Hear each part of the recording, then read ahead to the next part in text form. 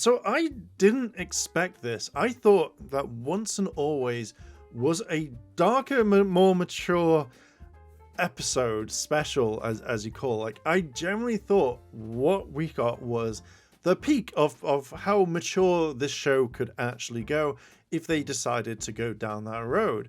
But I didn't expect to read this on Twitter, and we're going to look into it, because if they had put this in, I think this would have been the darkest episode, or special, sorry, of Power Rangers ever to exist. And I'm very shocked, and part of what I'm about to read, I kind of thought would have happened to Trini anyway. As soon as we see the blast, I generally thought what happened was that. So we're going to jump over to Twitter and have a look. Raoul, listen anyway, asked a question, and it said, "Hi, quick question. Do we assume Trini's body disappeared, exploded, disintegrated after Rita's attack, or was it physically down the hill? I want to keep hope she can come back someday like Zordon somehow." Now, I will state this. I generally think that if Trini came back, it would derail everything that happened in there. Like, it just wouldn't make sense to have this sort of story. And I know a lot of people really want Trini to come back. They want the legacy to stay alive. But from what we've seen in this, I generally think that if you brought her back in some way, shape, or form, then the special and everyone coming together, it would just be kind of like, it wouldn't have been a great one. So this is the one thing that got me here, and it's from Simon. It said, "Her body was vaporized. This moment was originally more explicit, but we cut it back in edit out of respect for Trini's memory. An earlier version of the script also had the demorphed Rangers finding Trini's body along with her morpher on the beach below." And I was just like, holy fuck, like, holy shit, that's fucking dark. It would have been with the tone of it being more mature.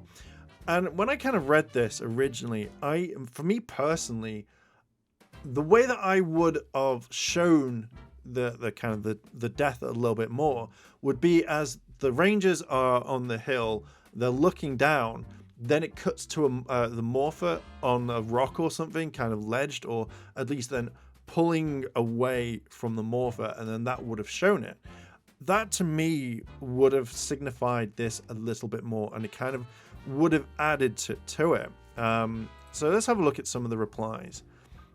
Better this way, yes, thanks. Oof, that's grim.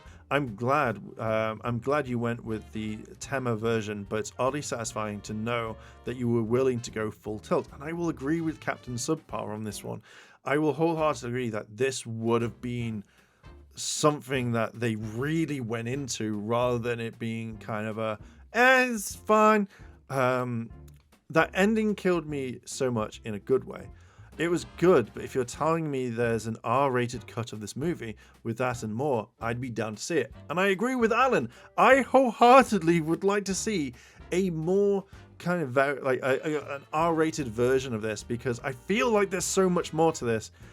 The way it happened was definitely better. A scene like that would have been so hard to deal with right at the beginning. I would have liked to have seen a close-up of a morpher in the dirt down below when the Rangers were looking, because it seemed to vaporize her. That's literally the scene I would love. That's the scene that I would have gone with. I think you guys made the best choice. That scene was a tough pill to swallow considering Twee Trang's death. At least you made some respectful choices to handle it properly. I do agree, but I think the vaporizing, like, we see her explode, and I would have, seeing her vaporize, like, it depends on how you would go through the vaporizing. Is it something like through Star Trek where someone like sets their phase of the kill and they literally just vaporize? But I think from what we would have seen, what we got was fine.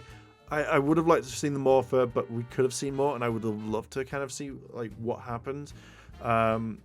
You guys made the right call. The version we have now is shocking enough. I know that we definitely felt the force of the blast as we watched. I kind of wish this happened. I like the version you used. The death of Trini during the moment was enough and impactful. Seeing a body blow would have been so hard to keep watching after that. I would have kept watching after that. A fine, classy choice. We got the message. Oof, thanks for lightening it a little. My 5-year-old would have been scared for life. Out of respect for Trini, that was the best choice. You made the best choice. Thanks for respecting her memory. It's a weird censorship struggle you dealt with. Do more to emphasize the death, or do less not to dwell on the moment.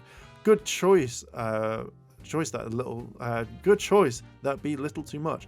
I don't think it would have been too much. I feel like, I feel like it's dark, and it's definitely more designed for the older fans, for fans who grew up. And you kind of think, dear God, but damn, I didn't expect Simon and everyone else to go that dark. Dear God. I feel like any way that you would have put it, some people would have loved it, some people would have hated it.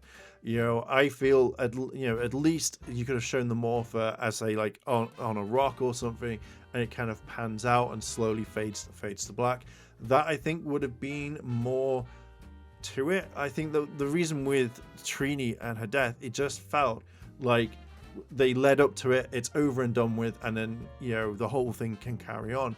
So I would have liked to have seen a little bit more. I think that morpher, just as I say, the camera panning out, would have been the best. That would have worked so much more and had more of an impact. Anyway, I'm gonna leave it there. What are your thoughts on the fact of, would this have been the best thing? Do you think that it's respectful for Trini, or do you think that they should have gone as dark as they could? Let me know down below in the comments. If you like this sort of content, hit like, favorite, comment, and subscribe. Check out the channel memberships. And with that, I'm going to leave it there. Thank you very much for watching, and I'll catch you in the next video. I want to say a big thank you to all my Patreon supporters, and I wanted to shout out Kimono Cat. Your help does go a long way to support the channel. And if you want to consider helping the channel, then links to my Patreon as well as the channel members are listed below. あらあら、チャンネルをサポートしてくれてありがとうございます。チャンネル登録、高評価お願いします。